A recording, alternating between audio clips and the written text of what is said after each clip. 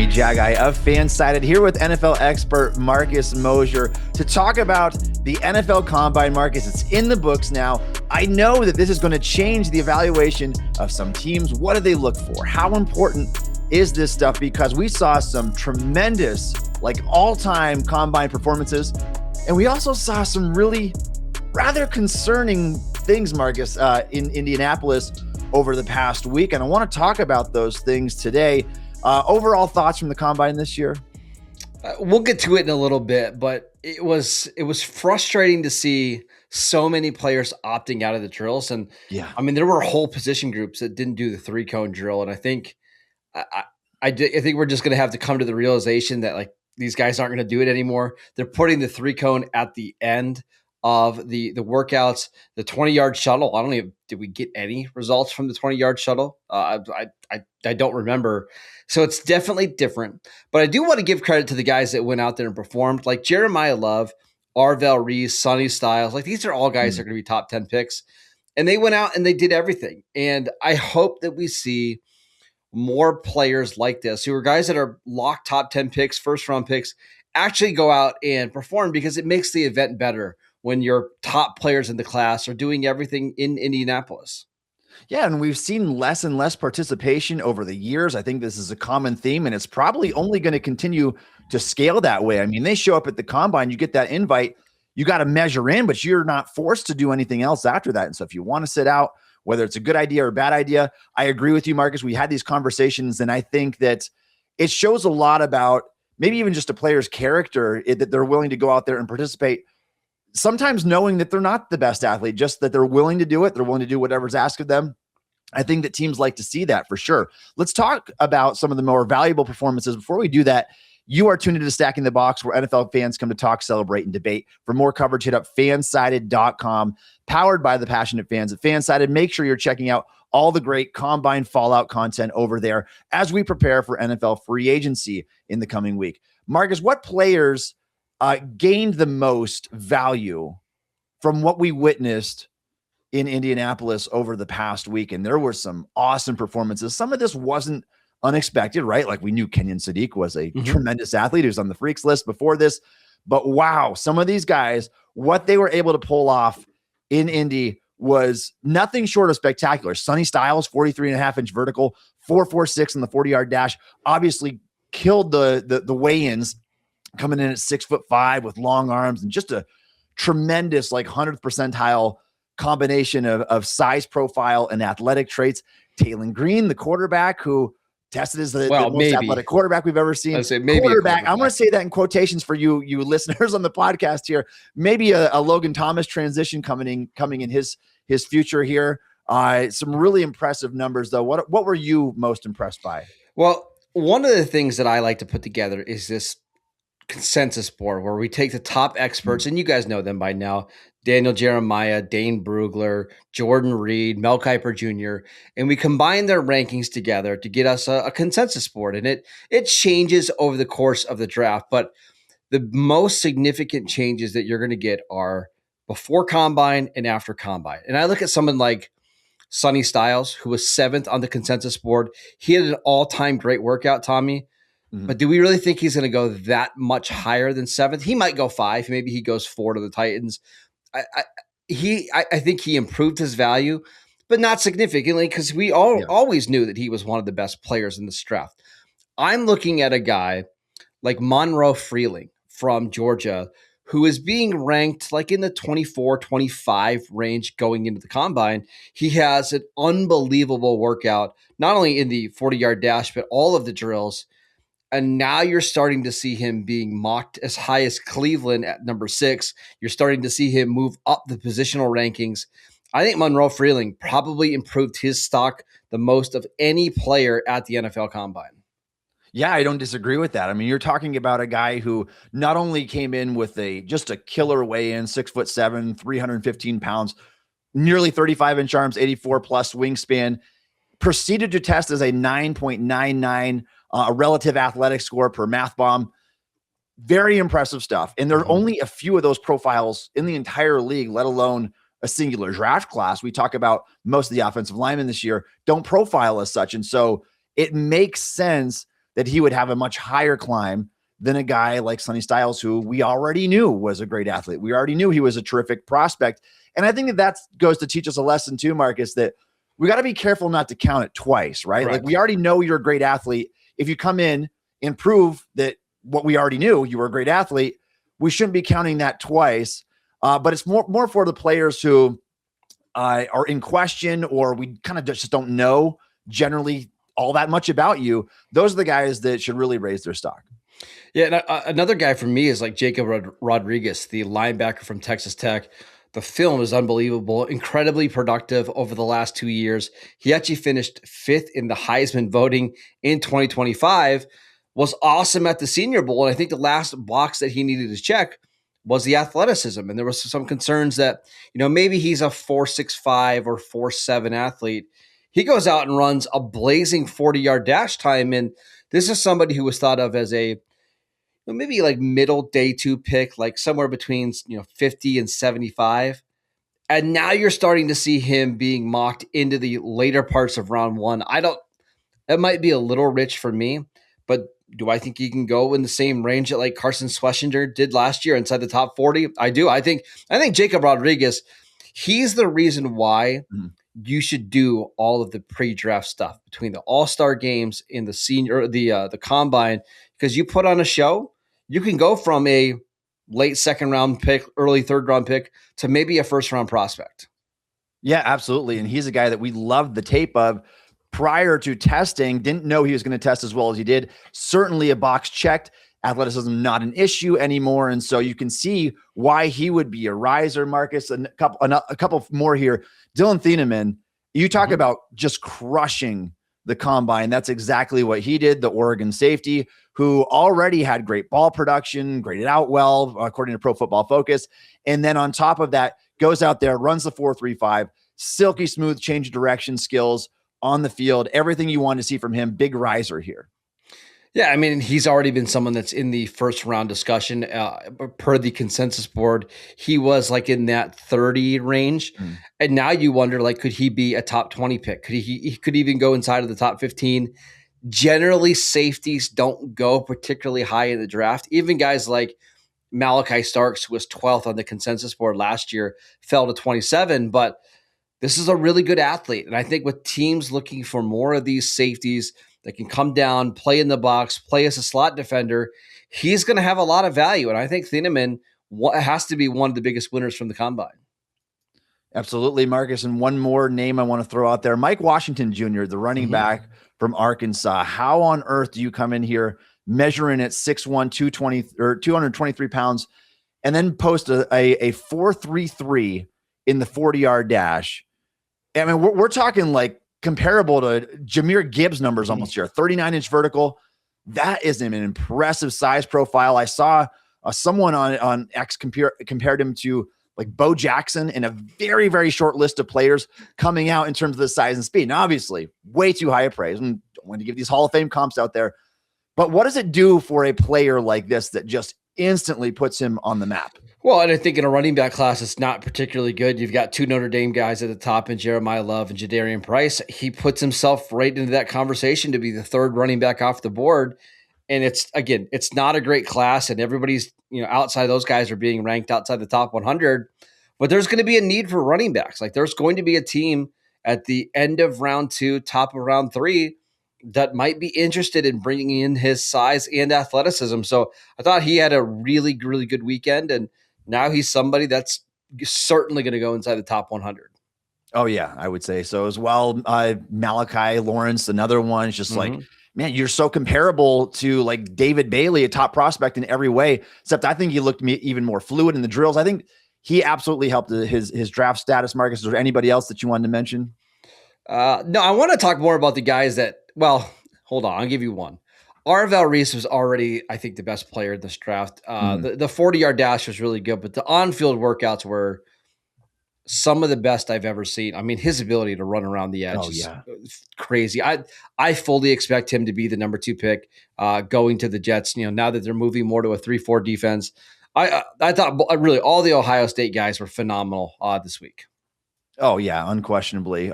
So which players did you actually change your opinion on? I mean, we came into the combine of the guys that we've watched so far. I mean, we felt like we had them pretty well figured out. Did you kind of flip-flop opinions on anybody at the combine, and who might be maybe some of the losers from the combine coming out of here? I think you're going to make a mistake if you drastically move a player down the board for a combine performance. Mm-hmm.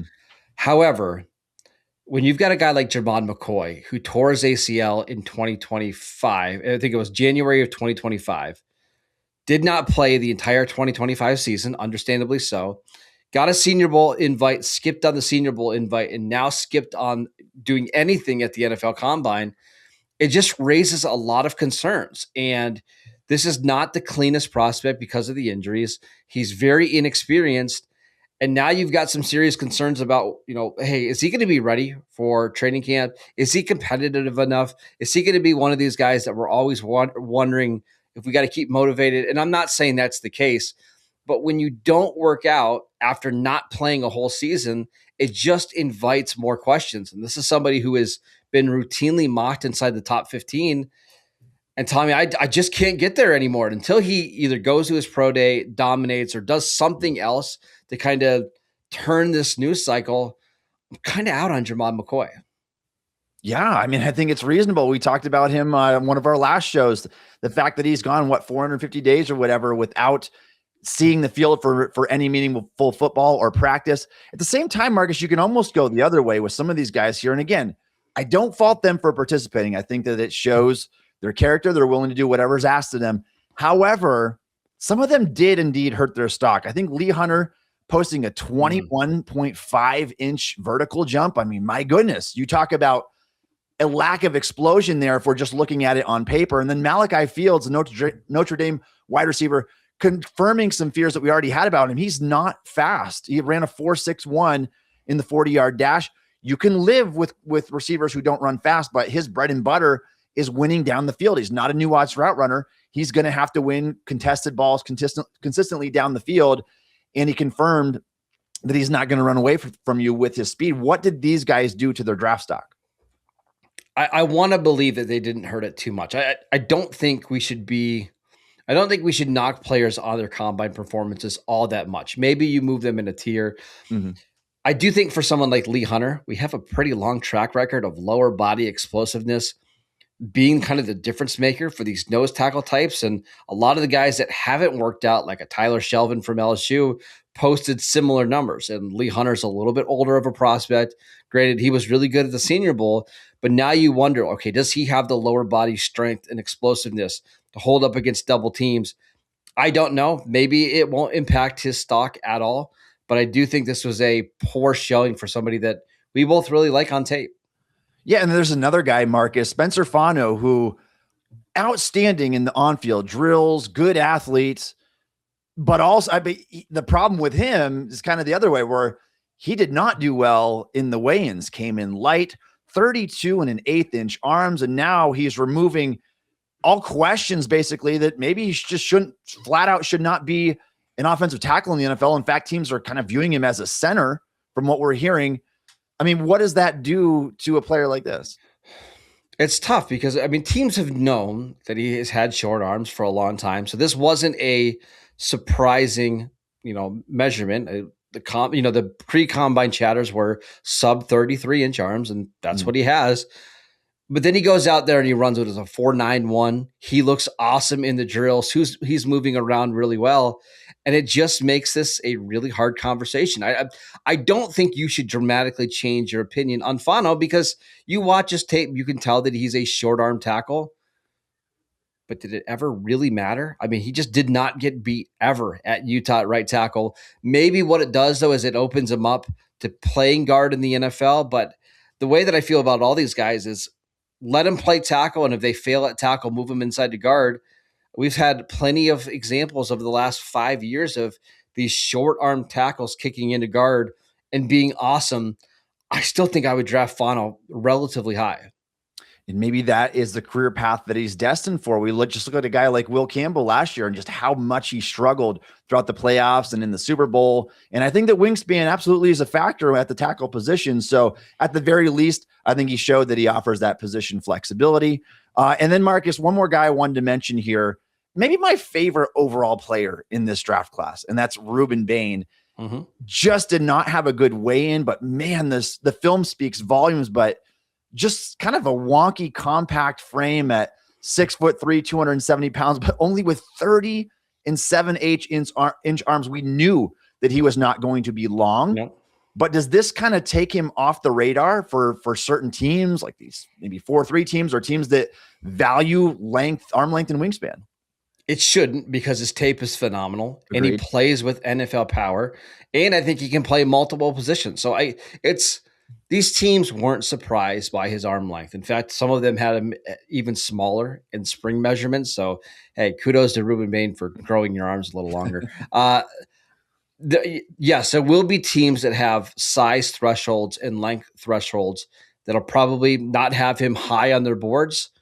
But again, nothing that we saw at the combine should change that. Do I think he goes top 5? My guess is no, but I would be surprised if he got outside the top 10, because the film is just so good. It is. It's way too good. I agree with that. If you love football, you are in the right place. This is the Stacking the Box podcast, your source for football talk, powered by FanSided, where fans come to celebrate their passion every day. Make sure you're checking out all the great content on fansided.com and the FanSided NFL Network. Marcus, you talked about Jermon McCoy skipping out on combine workouts because of injury-related stuff. Let's talk about some of the other guys. Jordan Tyson, not doing anything but the bench. The bench was admittedly impressive, though. 26 reps, second all-time for the wide receiver position. He didn't do any testing. Mekhi Lemon didn't do testing. What does it do for some of these high-profile players? And again, we talked about maybe how you shouldn't change your opinion, but does it kind of reconfirm some of the concerns that we maybe had entering the combine, that maybe these guys aren't supreme athletes and maybe that's why they weren't testing? I struggle with this because I think in the case of like Mekhi Lemon, we know that he's, a 4.48 to 4.53 athlete. Like, he's not a burner, but he's not slow either. He goes up there and he has this really weird interview, right? I mean, we can talk about it, but he's got a really weird interview to the media. He tells them that he's the most competitive person on the planet, and he'll play wherever you want him to be, and he'll play whenever, right? And then you don't go in and do anything at the combine. And it's like, okay, you tell us how competitive you are. All of your peers are out here doing drills. Top 5, top 3 and top 5 picks are out here doing drills. Why aren't you? And I know a lot of this is agent driven, so we can't put all the blame on the player, but it is something like I would just have questions. It's like, hey, why aren't you working out here? Are you trying to hide something? Were you not ready? Were you not spending enough time preparing? Are you afraid of the number that you're going to put up? I don't know. And I don't want to give the guys that participated a bigger bump than they should get. But it does make me wonder what's the future of the combine, because if you got so many guys skipping out on these drills, I wonder if 5-10 years from now, the combine will even be a thing as we know it, at least. Yeah, that would be a little bit disappointing, I think, if it was. And I like being able to watch these guys do these drills back to back, see their fluidity, especially like the on-field workouts, not even necessarily the testing, Marcus. But when we talk about players potentially getting knocked, obviously some of them should not, right? Like, we look at a guy like Fernando Mendoza. We know you're going number one. That's a well-known fact. You're going to the Las Vegas Raiders. You're going to play with Clint Kubiak. There's no reason. There is absolutely no incentive for him to do anything. There's no incentive for him to risk injury. We don't need to see how he tests athletically compared to the other quarterbacks. We don't need to see him throw compared to the other quarterbacks and raise any sort of doubt if he happens to have an off day. So, like, in those situations, there's no advantage to doing that. What I would say, though, is the guys that are on the fence, or if you are competing with a cluster of other players in that same range, why not go out there and try to prove yourself and say, yes, I belong at the top of the list? Well, and I'm going to use a guy like Denzel Boston, who told us, I think it was the day before, that he was going to do everything. He was going to run and do all the jumps. Day comes and he doesn't do any of them. And it's just like, come on, man. This is a really deep wide receiver class. And the difference between wide receiver 4 or wide receiver 5 and wide receiver 12 isn't that big. Can you really afford to skip out on a really fast track? And that's the other thing that's really important here. This Indianapolis track is incredibly fast. They've changed it over the last couple of years. this is going to be the best time to run. And you run a 40, you don't like it, you've got 3 or 4 weeks until your pro day where you can improve on it there. I think a lot of these players are getting bad advice from their agents. Go out there, compete. Don't give scouts and teams any more questions than they already have. 100%. And you talk about that wide receiver group specifically, so many guys clustered all together in like that tier 2, maybe tier 3 range. And some of the guys tier 3 might be jumping up into tier 2. And I think that's how quickly he can get surpassed by an Omar Cooper or Casey Concepcion. Like that could be the difference, Marcus, between, for example, going to the Steelers at pick 21 and falling all the way to the middle of the second round. Sure. And so that it's a really close-knit group there. Go out there and prove yourself. That's a big, big opportunity. The biggest stage you're going to get really outside of your pro day. Marcus, before we log off on today's show, I want to talk about Caleb Downs really quickly here. Some reports surfacing and some rumors out there. I just want to know what your overall thoughts are.